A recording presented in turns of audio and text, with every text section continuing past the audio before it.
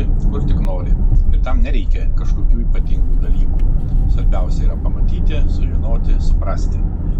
Ir dar, keliaujant visą laiką reikia galvoti, nes kiekvienoje kelionėje būna labai stiprių akimirkų.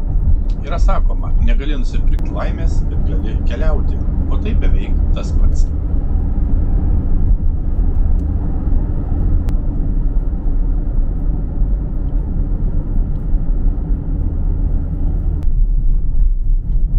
Birželio 24 diena atvykome į Kelmę ir tęsėme kelionę po Lietuvą. Šios dienos maršrutas nėra didelis, tačiau sudaro tokį maždaug kvadratą. Nuo Kelmės važiuosime link Pakražančio, stabtelsime trumpai Pakražantėje, toliau važiuosime iki Nemakščio, apžiūrėsime Nemakščius, nuo Nemakščio į Viduklę, nuo Viduklės keliausime link Raseinių. Apžiūrėsime Raseinius ir po to jau grįšime iš esmės atgal pro Šiluvą, pasieksime Tytuvėnus ir nuo Tytuvėnų vėl grįšime į Kelmę. Ir tuo būdu toksai gaunasi savotiškas geografinis kvadratas šios dienos kelionės. Kaip visada, vėlgi tikimės, kad kelionė bus turininga, įdomi ir pažintinė ir kitomis prasmėmis. Važiuojame Kelmę. Kelmė yra miestas vakarų Lietuvoje ir įsikūręs į rytus nuo kelio Ryga-Šiauliai Tauragė-Karaliaučius, maždaug 42 km į pietvakarius nuo Šiaulių, kairiajame Kražantės upės krante. Ir per miestą teka Kražantės intakas Vilbėnas.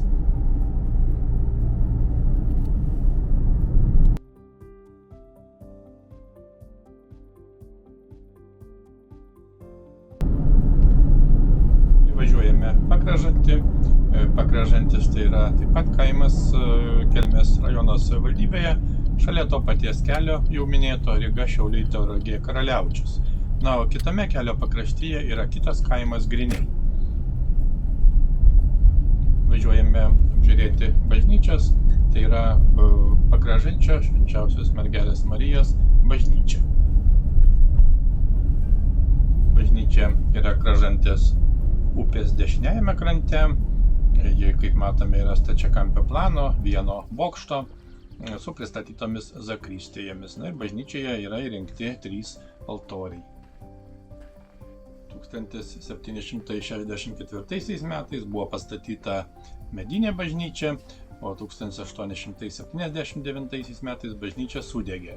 Vėliau 1880 metais buvo leista statyti naują akmenų mūro bažnyčią, o 1921 metais buvo įkurta parapija.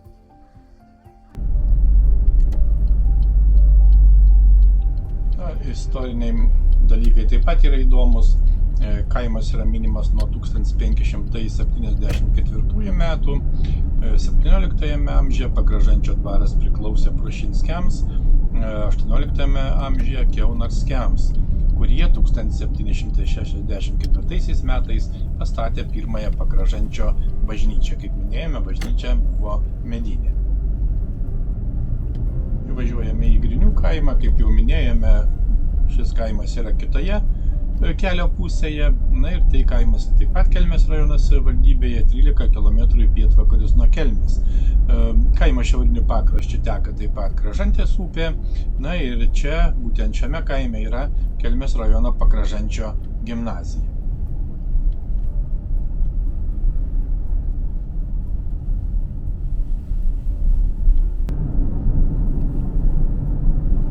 Važiavę dar keletą kilometrų magistraliniu keliu nuo Pakražančio, pasukame į kairę ir važiuojame Nemakščių link.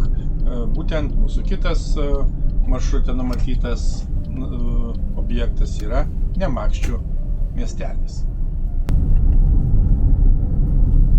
Nemakščiai yra nedidelis miestelis, jau Raseinių rajono savivaldybėje, būtent tarp Žemaičių plento ir automagistralės Vilnius-Kaunas-Klaipėda, viduryje ruožo Viduklė Kryžkalnis. Yra manoma, kad Nemakščiai galimai vandenvardinis vietovardis, kuris kildinamas iš buvusio ežero vardo Nemakšta ar Nemakštas. Beje, istorijos šaltiniuose slaviškai rašomas Nemokšta. Šis ežeras minimas nuo 16 amžiaus. Nemakščiai yra 5 km nuo Viduklės geležinkelio stoties, apie 13 km nuo Skaudvilės prie Kauno Klaipėdos plento, automagistralės Vilnius Kaunas Klaipėda ir 7 km nuo Rygos Karaliaučiaus plento.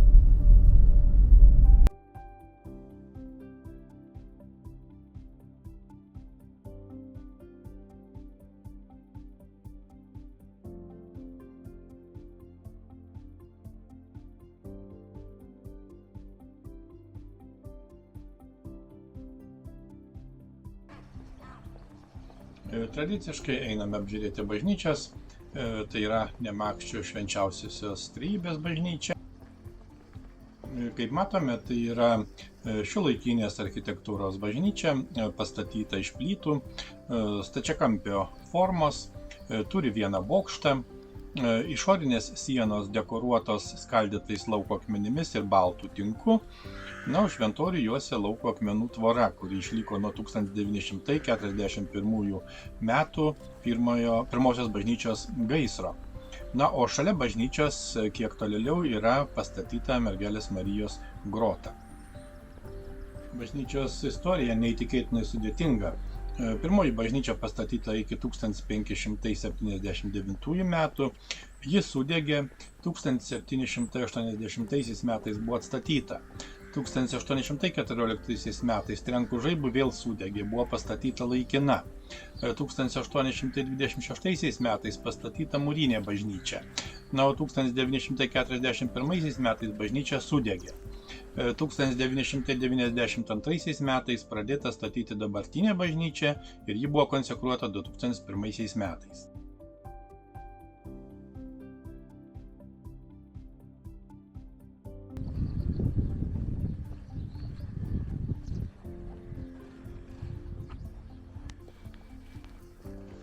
Einame apžiūrėti Nemakščių švenčiausios Mergelės Marijos grotos, pavadinamas Marijos Lurdas. Na, pastatyta grota greta senosios Nemakščių bažnyčios vietoje, minint Marijos apsireiškimo Lurde 150-asias metinės ir Šiluvoje 400-asias metinės.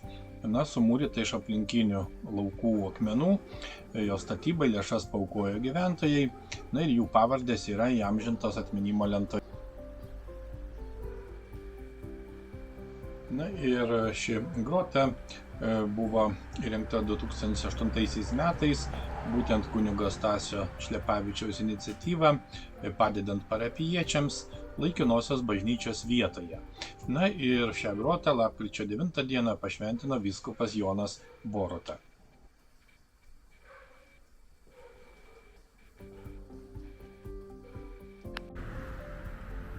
Žinoma, svarbu dar kartą pasakyti, kad ši grota būtent įrengta toje vietoje, kur stovėjo senosios bažnyčios altorius. Ir žinoma, buvo aukota tūkstančiai šventųjų mišių. Tai nebejotinai šventa vieta ir aišku, pats statinys, pati konstrukcija yra išties didinga.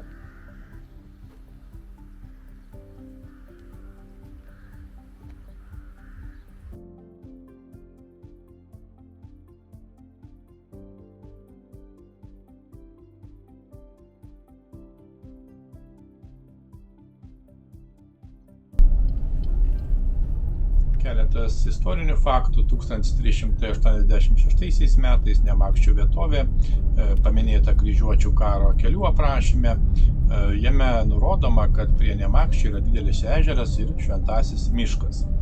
1636 metais Nemakščiuose pirmąją katalikų bažnyčią pastatė žemaičių seniūnas Jeronimas Valavičius. Ji buvo žinoma medinė. Na, tais pačiais metais buvo įkurta ir parapija bei parapinė mokykla. Na ir šią bažnyčią karalius Vladislavas Vaza aprūpino žemę. Prieš pirmąjį pasaulinį karą Nemakščiuose gyveno 1250 žmonių, 1923 metais buvo 113 sodybų ir apie 1000 gyventojų. Na, tuo metu veikė viena katalikų bažnyčia ir 3 žydų sinagogos. 1959 metais čia buvo 545 gyventojai, na, o dabartiniu metu čia gyvena apie 600 gyventojų.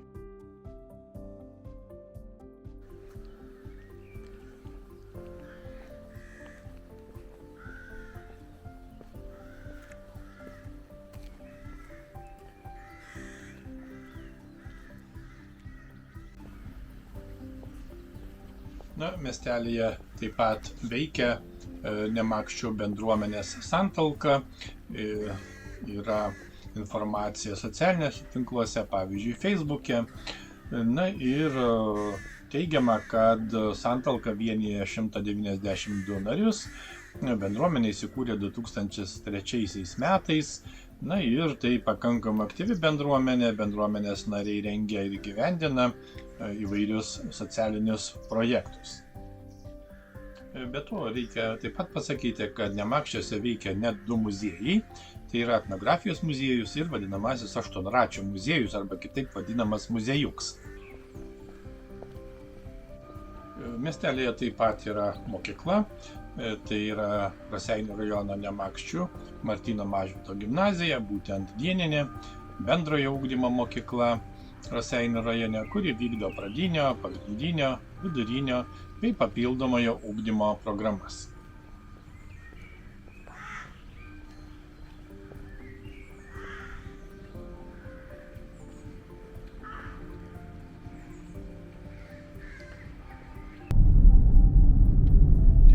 Pravartu paminėti, kad prieš 100 metų Lietuvos bajoras Neveravičius, kuris iš esmės buvo savamokslis konstruktorius be aukštojo išsilavinimo, pirmasis pasaulyje sukūrė laiką pralenkusį aštuonratį savaeigį vežimą.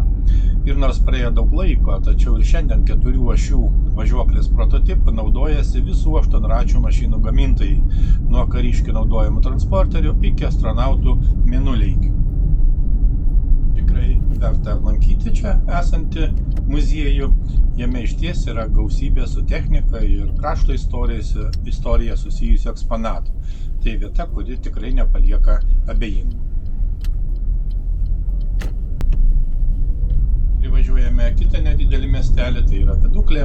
Būtent miestelis taip pat Raseinių rajono savivaldybėje prie Žemaičių plento, maždaug 3 km šiauriau magistralės Vilnius-Kaunas Laipė. Miestelio vardo kilmė siejama su žodžiu vidukelė arba viduklis, kas yra vidurys arba vidurkis. Ir manoma, kad per šią vietovę ėjo keletas kelių, o jų sankryžoje būtent įsikūrusi gyvenvietė ir davė pradžią Viduklės miesteliui.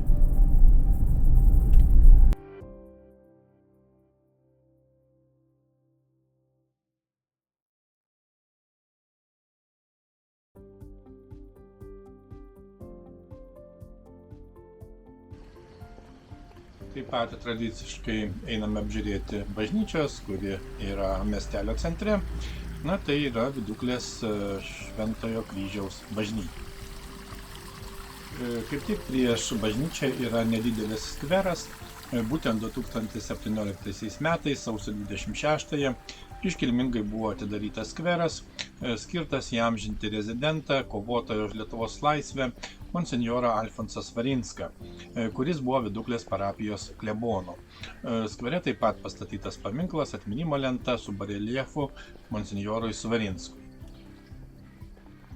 Kaip ką tik matėme, skvere yra įrengtas apvalių formų fontanas. Taip pat reikia pasakyti, kad monsinjoras Svarinskas būtent 1976–1983 metais buvo Viduklės Šventojo Kryžiaus parapijos klebonas, kuris kvietė tikinčiuosius ginti religijos laisvę ir savo pilietinės teisės, rengė tikinčiųjų eisenas ir religinės iškilmes, be abejo ugdė jaunimą.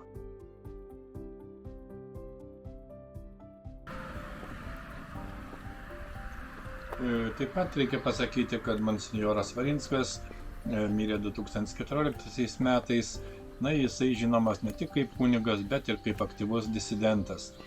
Sovietinės okupacijos metais jis aktyviai dirbo pogrindyje, buvo areštuotas ir nuteistas, kalėjo ilgus metus lageriuose.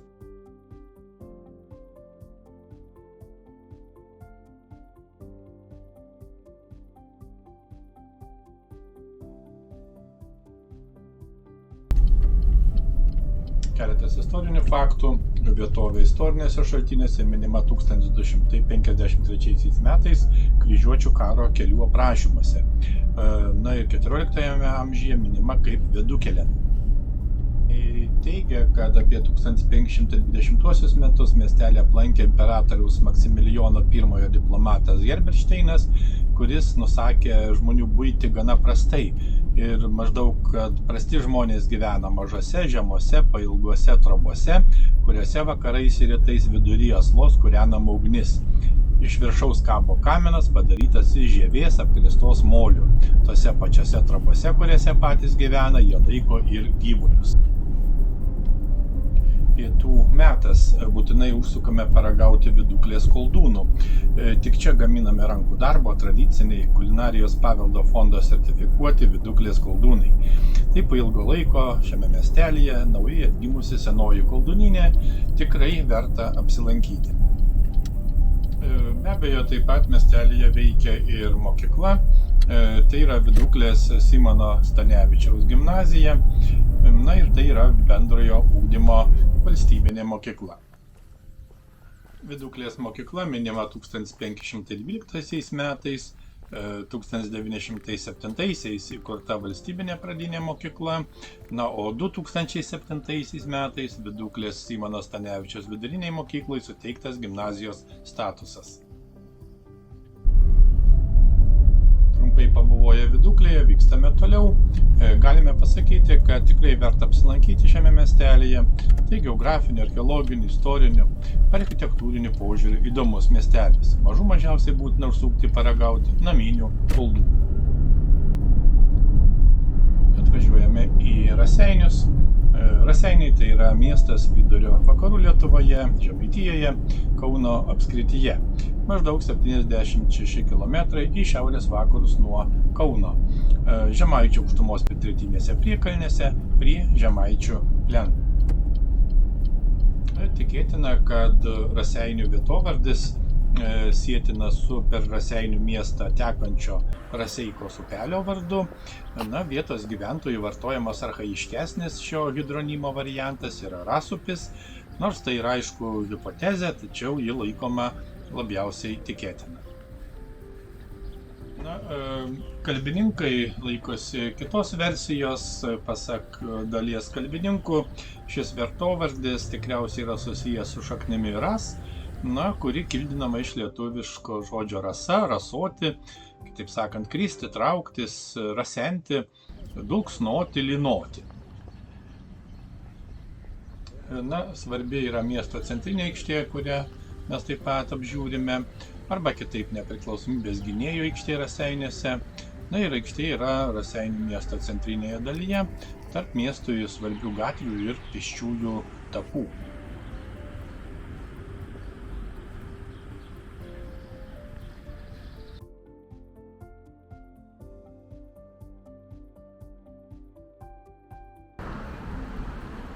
Einame apžiūrėti miesto centre esančios skulptūros. Tai skulptūra Žemaitis, tai reiškia stiprus vyras, sutramdęs mešką, ryžtingai žengia pirmyn. Na, paminklas pastatytas 1933–34 metais centrinėje miesto aikštėje. Na ir šio postamento šonuose yra 3 figūriniai bareljefai, kurie vaizduoja kovas dėl Lietuvos nepriklausomybės. Na ir žinoma, svarbu pasakyti, kad šalia šito paminklo auga būtent per jo atidengimo iškilmes prezidento Antano Smetonos pasodintas ąžuolas.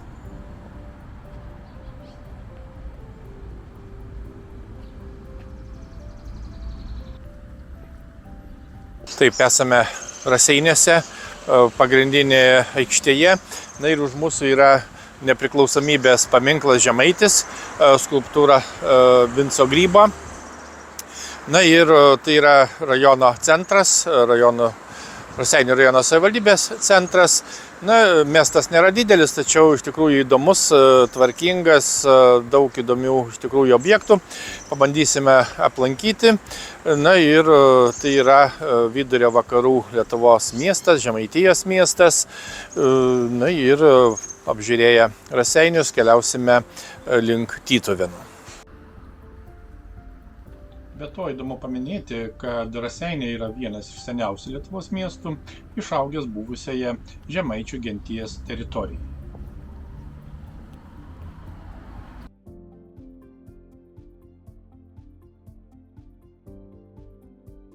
Ir dar norime pridėti prie to, kas jau pasakyta, nes negalima nepaminėti, kaip žinia, šiandien yra birželio 24 diena ir kaip tik čia yra ąžuolas, matom, koks yra didžiulis ąžuolas išaugęs ir jis buvo pasodintas 1934 metais, birželio 24 dieną, būtent prezidento Antano Smetonos. Antano Smetonos ąžuolas, prezidento Antano Smetonos ąžuolas.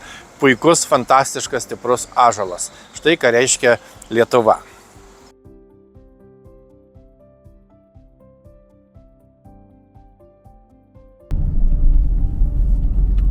Tai, kad istorijos šaltiniuose Raseiniai minimi nuo 1253 metų, kai Mindaugas, atsilygindamas Vokiečių ordinui už Lietuvos 1249-53 metais vidaus karo metu suteiktą karinę pagalbą, užrašė šiai riterių vienuolių valstybei be kitų žemaičių žemių ir pusę Raseinių žemės.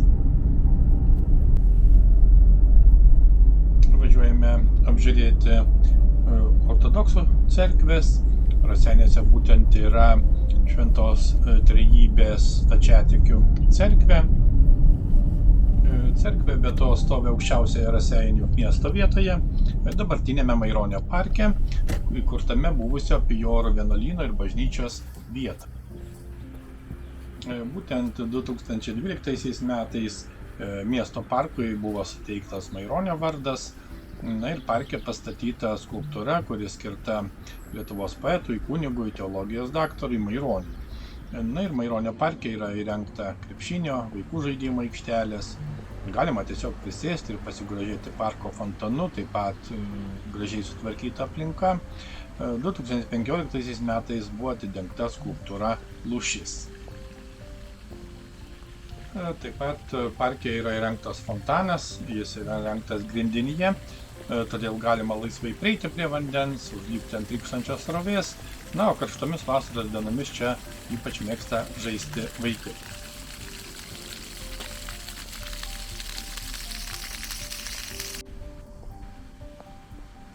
Naujoji Švenčiausios Trejybės cerkvė pastatyta 1885–1870 metais nugriautos katalikų bažnyčios vietoje.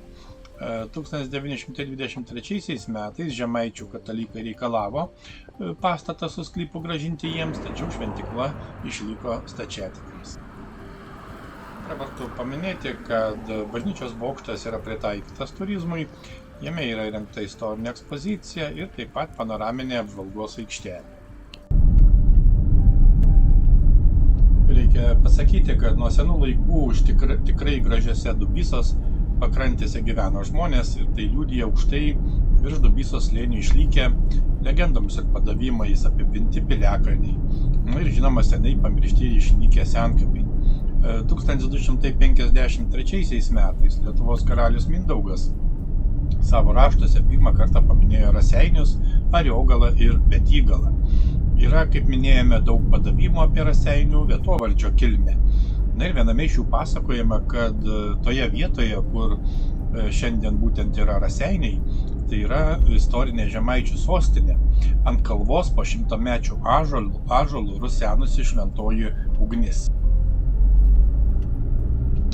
1792 metais paskutinis Lietuvos ir Lenkijos karalius Stanislovas Augustas Poniatovskis Ariogalai ir Raseiniams suteikė vadinamas atnaujinamąsias privilegijas, taip patvirtindamas Magdeburgo teisės ir herbus. O 1831 metais kovo mėnesį Raseiniuose, be to anksčiausiai Lietuvoje, buvo pakelta sukilimo vėliava. Pirmojo pasaulinio karo pabaigoje, 1918 metais, susirinkę miesto gyventojai įkūrė savivaldą, pradėjo atstatyti karo nuniokotą kraštą. Pasakykime ir tai, kad 2003 metais miestas atšventė 750 metų jubiliejų.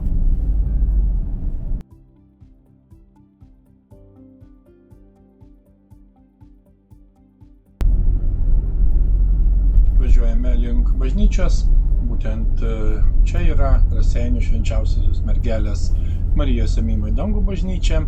Jie yra Raseiniuose, pastatyta iki 1729 metų.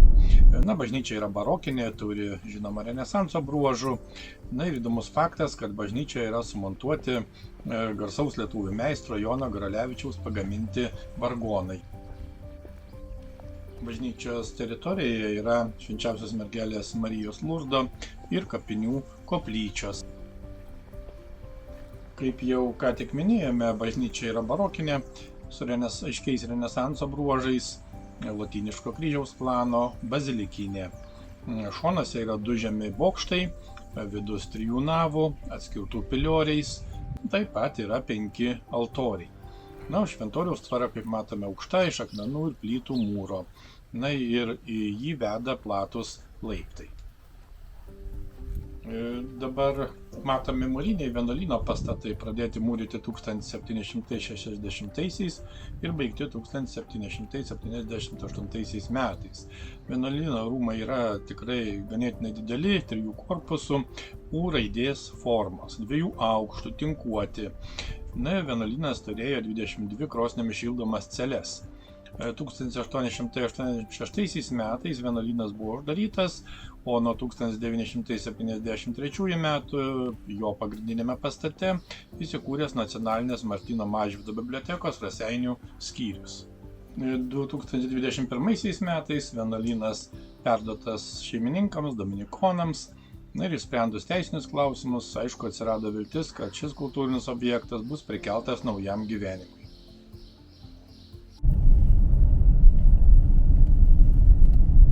Važiuojame apžiūrėti Rasupio parko. Tai itin mėgstamas parkas yra pačioje miesto širdyje, šalia Raseinių bažnyčios ir dominikonų vienuolyno. Na, naujai suformuoti želdiniai, gėlynai, vaikų žaidimų aikštelės. Tiek miesto gyventojus, tiek svečius kviečia ne tik poilsiui ar aktyviam laisvalaikiui, bet ir žinoma edukaciniai veiklai. Įdomu tai, kad čia įrengta vadinamoji botanikos klasė.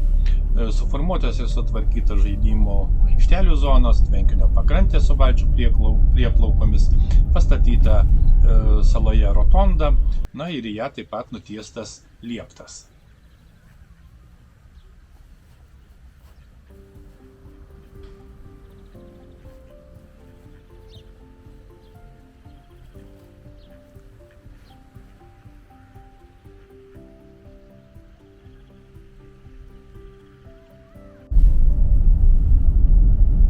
Reikia pasakyti, kad Antrojo pasaulinio karo pabaigoje Raseiniai buvo sudeginti ir sugriauti.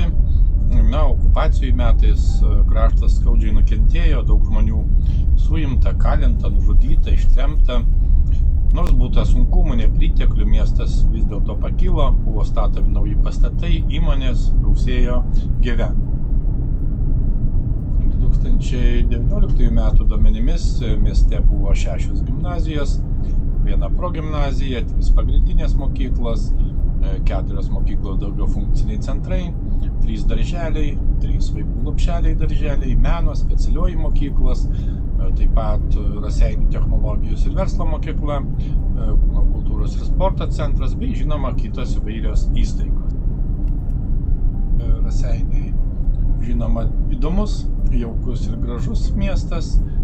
Čia tikrai gausu gamtinių objektų, įvairių sakralinių vietų, veikia įvairius muziejai, vykdomos ekskursijos bei edukacinės programos. Na, tikrai verta apsilankyti ir pabuvoti Raseiniuose.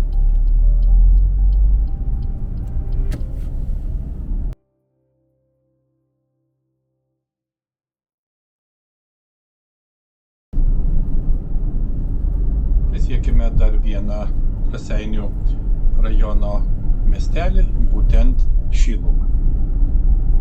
Na, Šiluva yra nedidelis miestelis Raseinių rajono savivaldybėje. Prie kelio Raseinių Tytuvėnai Radviliškis, Tytuvėnų regioninėme parke. Nors ir nedidelis, tačiau itin reikšmingas, itin svarbus miestelis. Nedidelis, nes Šiluvoje yra mažiau negu 700 gyventojų. Šiluva be abejo yra Žemaitijos regione, tačiau tai yra pagrindinė katalikų piligrimystės vieta Lietuvoje. Važiuojame kaip tik prie Šiluvos bažnyčios ir, žinoma, eisime apžiūrėti. Taip pat apžiūrėsime modernistinę Šiluvos Švenčiausios Mergelės Marijos apsireiškimo koplyčią.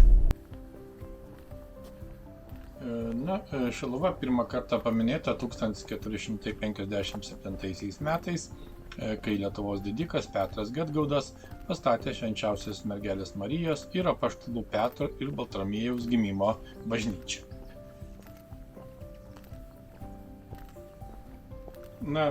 Dabartinė Šiluvos Švenčiausios Mergelės Marijos gimimo bazilika yra būtent Šiluvoje.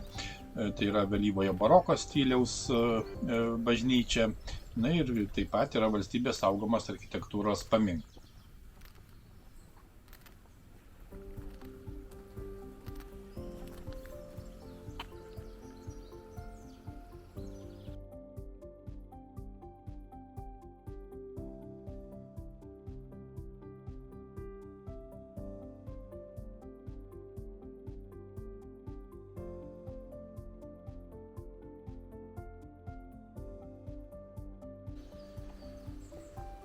Taip pat svarbu pasakyti, kad didžiajame bažnyčios altoriuje yra Marijos paveikslas, kuris garsėja stebuklais.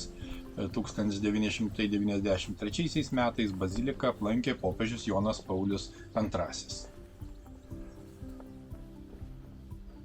Bažnyčia yra vėlyvojo baroko stiliaus, stačiakampio plano, halinė su 2 bokštais pagrindinėme fasade ir trisienė apsidė. Prie apsidės bažnyčios kampuose yra prigludusios žema zakristija ir koplyčia. Išorė, kaip matome, yra raudonų plytų mūro su balto tinko akcentais.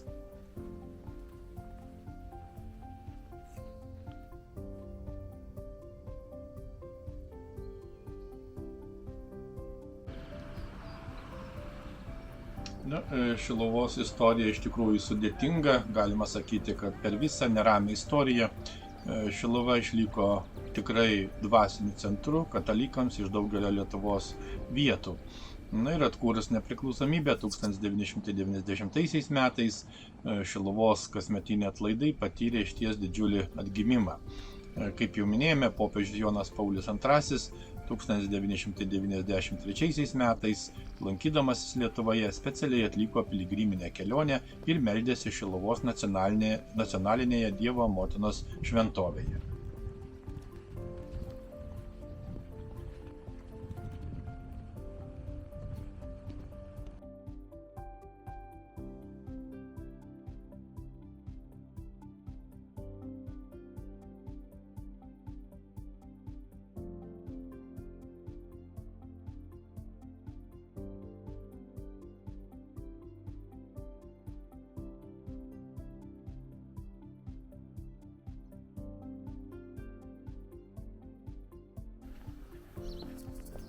Einame aplankyti koplyčios, tai yra Šiluvos Švenčiausios Mergelės Marijos apsireiškimo koplyčia.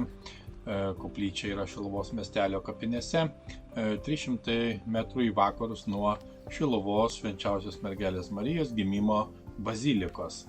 Ir apsireiškimo koplyčia yra viena iš reikšmingiausių katalikiškos piligrimystės vietų. Koplyčia yra valstybės saugomas architektūros ir istorijos paminklas, 2007 metais įrašytas į Lietuvos Respublikos kultūros vertybių registrą. Ir koplyčia kartu su mūro siena, taip pat šviesos koplyčia, kuris skiria ją nuo kapinių, sudaro vieningą kompleksą.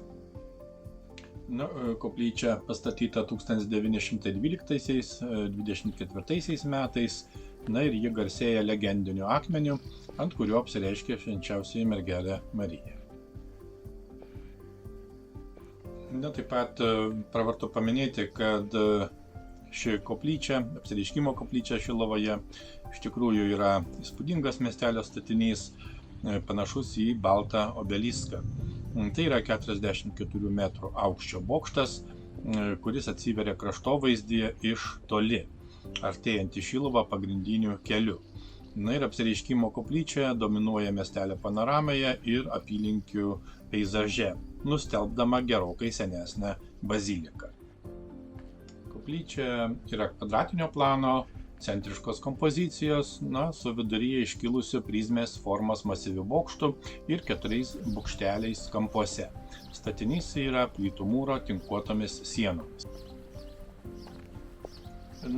Šiluva nuo pat įsikūrimo buvo viena svarbiausia ne tik Žemaičių vyskupijos, bet ir visos Lietuvos šventovių. Ir jau 500 metų Šiluvoje tęsiasi gyva atlaidų tradicija, kasmet miestelį aplanko keliasdešimt tūkstančių piligrimų. 2009 metais įkurtas piligrimų centras, taip pat yra nedidelis muziejus. Svečiai apsilankę muziejuje gali susipažinti su Šiluvos šventovės ir miestelio istorija, kultūra bei pamaldumo tradicijomis. Neabejotina, kad 1608 metais Šiluvoje įvykęs Švenčiausios Mergelės Marijos apsireiškimas buvo didelė Dievo dovana istorijos audrų blaškomai lietuvių tautai.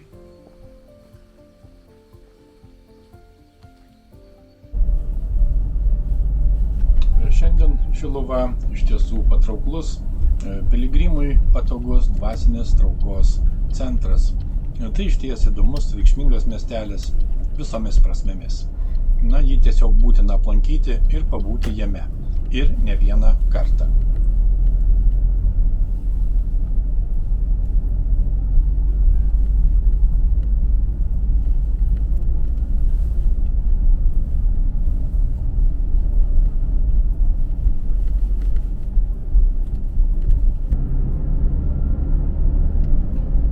Apsilankę Šiluvoje, tęsėme maršrutą, kaip ir numatyta. Pravažiuojame Tytuvėnus. Čia nesustojame, kadangi Tytuvėnuose jau lankėmės anksčiau ir išsamiai papasakojame video reportaže. Nuorodą galima rasti aprašyme. Važiuojame toliau iki Kelmės, kur ir baigsime šios dienos kelionę po Lietuvą. Tik tai trumpai priminsime, kad Kelmė yra miestas Lietuvos vakaruose, Šiaulių apskrityje, 42 km į pietvakarius nuo Šiaulių ir tai yra rajono savivaldybės centras, taip pat katalikų ir evangelikų liuteronų parapijų centras. 2022 metų duomenimis Kelmėje gyvena 7544 gyventojai.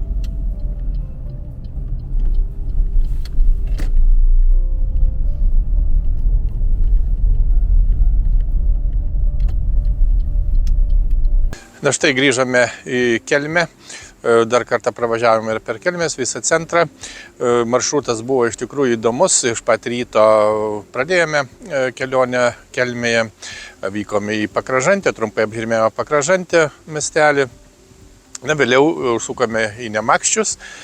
Nemakščiai iš tikrųjų taip pat įspūdingas įdomus miestelis ir beje ten yra Lurdas, iš tikrųjų įdomi šventa vieta. Ir nuo Nemakščių vykome į Viduklę. Viduklė taip pat paliko puikų įspūdį, net ir papietavome vietiniai Viduklės kolduniniai. Iš tikrųjų įdomu. Ir nuo Viduklės apžiūrėjome Raseinius. Raseiniai buvo tolimiausias maršruto taškas. Ir įdomu tai, kad šalia nepriklausomybės paminklo aikštėje apžiūrėjome ir senąjį, taip galima sakyti, senąjį ąžuolą, kurį būtent šią dieną prieš 90 metų, tai yra 1934 metų birželio 24 dieną pasodino Respublikos prezidentas Antanas Smetona. Iš tikrųjų toks įdomus sutapimas, kad būtent mes šią dieną atvykome į Raseinius ir būtent pabuvojame toje vietoje. Ir nuo Raseinių vykome į link Tytuvėnų, apžiūrėjome Šiluvą. Šiluva taip pat vienas lankomiausių šventų sakralinių vietų Lietuvoje. Taip pat pabuvojame trumpai Tytuvėnuose ir ką tik grįžome į Kelmę. Ir Kelmėje mūsų šios dienos maršrutas yra baigtas ir grįžtame namo į Šiaulius. Kelionė pasibaigė, atgal į kasdienybę. Bet tik ką pasibaigusi kelionė nenori mūsų palikti. Atmintyje vis dar gyvi tik ką matyti vaizdai. Todėl drįstame tikėtis, kad šie įspūdžiai bus įdomus ir jums. Gal net pravers planuojant kelionės. Iki kitų kartų.